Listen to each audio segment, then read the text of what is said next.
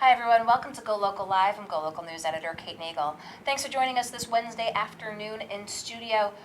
We have a good show for you here. I'd like to welcome my two guests on, Wally Coelho, Veterans Advocate, and also Nathan Stein, Suicide Prevention Coordinator at the VA here. It is Suicide Prevention Awareness Month, the month of September. I'd like to welcome both of you in. Great, thank you so much. Thanks for having us. Today.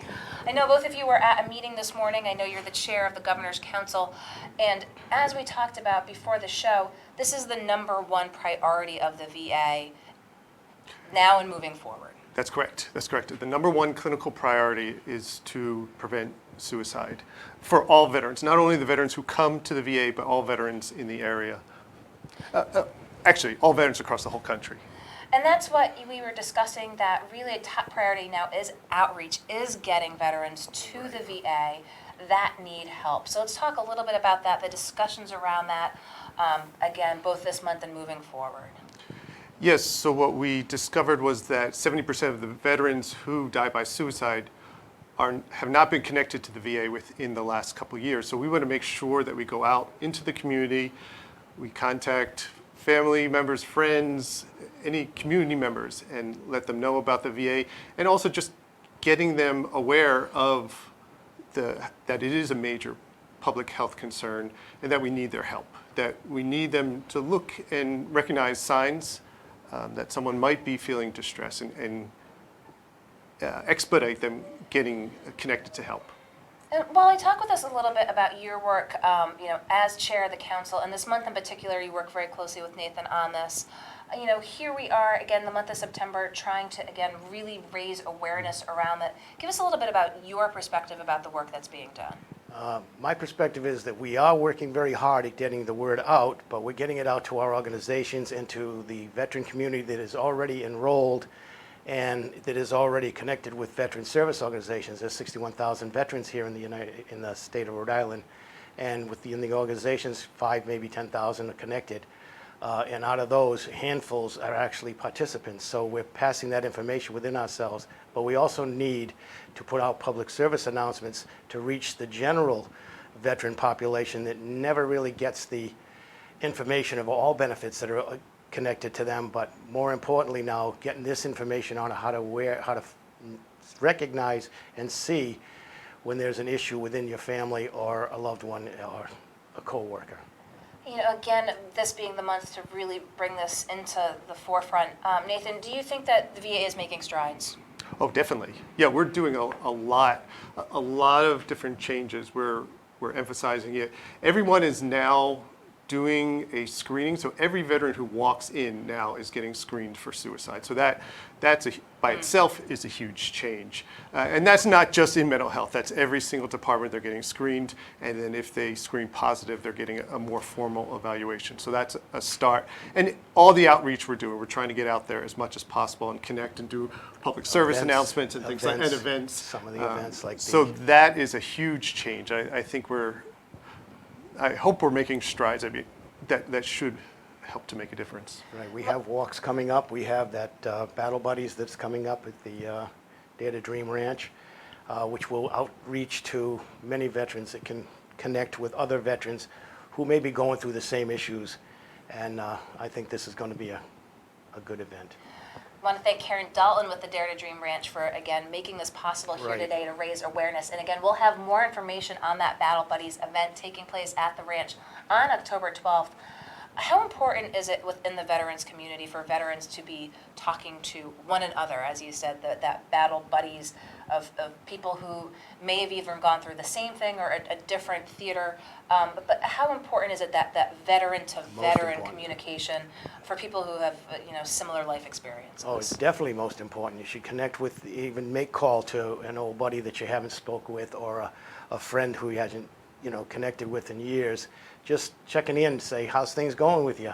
It's nice to hear you, nice to talk, maybe have a lunch together, and who knows, all of a sudden you get something from one of them that says, life isn't going so great for me. And you can say, well, let's get together and let's talk about it, because we know what's going on with each other. We know we've been through it, so we can talk. I agree, it's critical. Yeah, so I am not a veteran, but I'll lead a lot of veteran groups. So realizing that sometimes they feel most comfortable talking to each other. So that, I think, helps them even more than sometimes talking to me. I've been in the field for 12 years, but I think they get more benefit from talking to each other.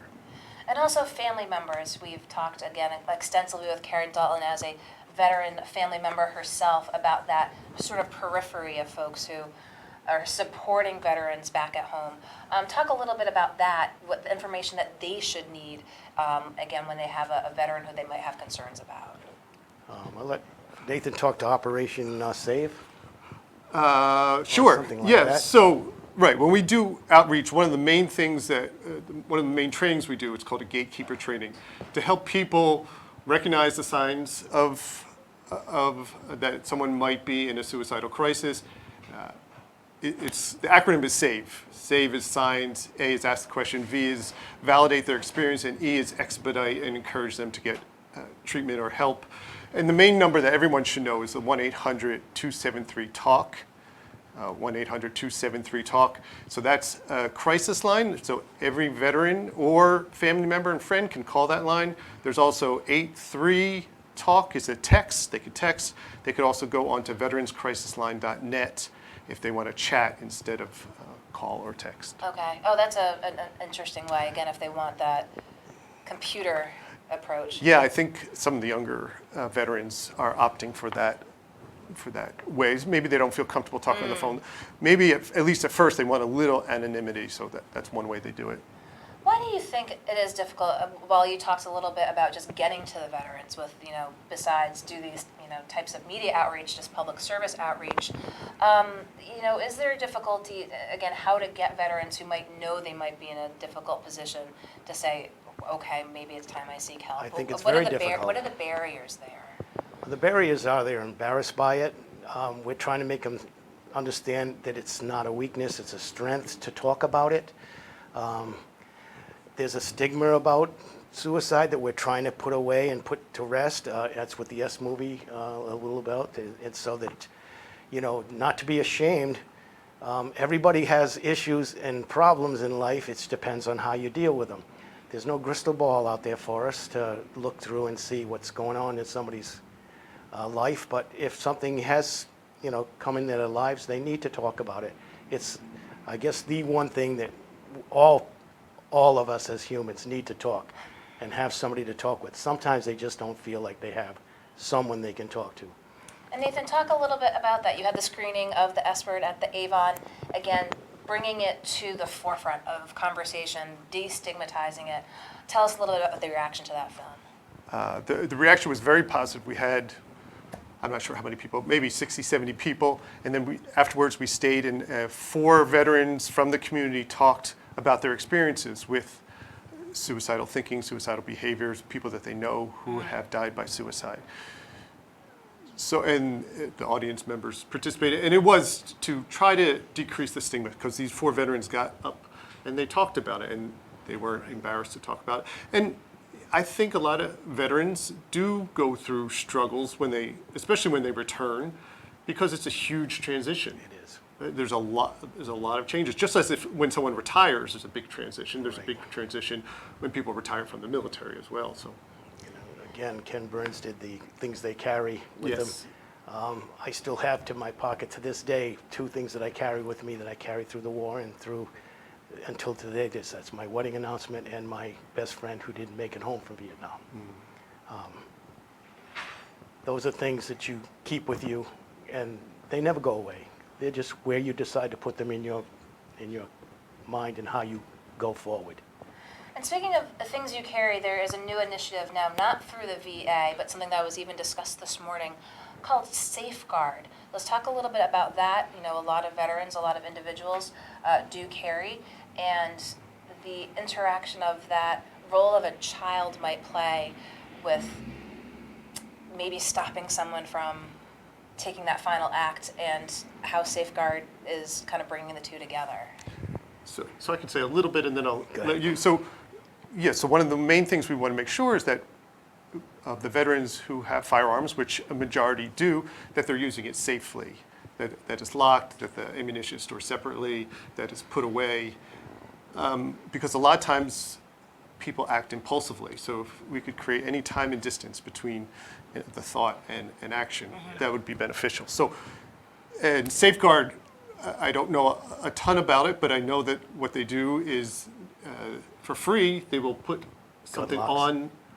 Well, they might have gun locks. We have gun locks as well. Right. But they'll put a photograph on the weapon for free. So it'll just give them a little bit more pause to Right. think.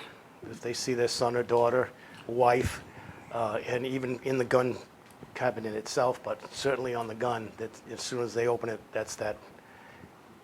it diffuses the moment. Something that will diffuse the moment is what we're really hoping to Exactly. find. Well, one of the many ways that you're bringing awareness again to Suicide Awareness Month. So, Wally Quello and Nathan Stein, I very much appreciate you taking the time to come in. Thank you so Thank much. you so Share much. with Thank you viewers. for making the time for us. And thank you for watching us here at GoLocal Live. Don't go anywhere. We're going to be popping back up very shortly here with more local politics in downtown Providence. So we'll see you back here shortly. I'm GoLocal News Editor Kate Nagel. Thank you.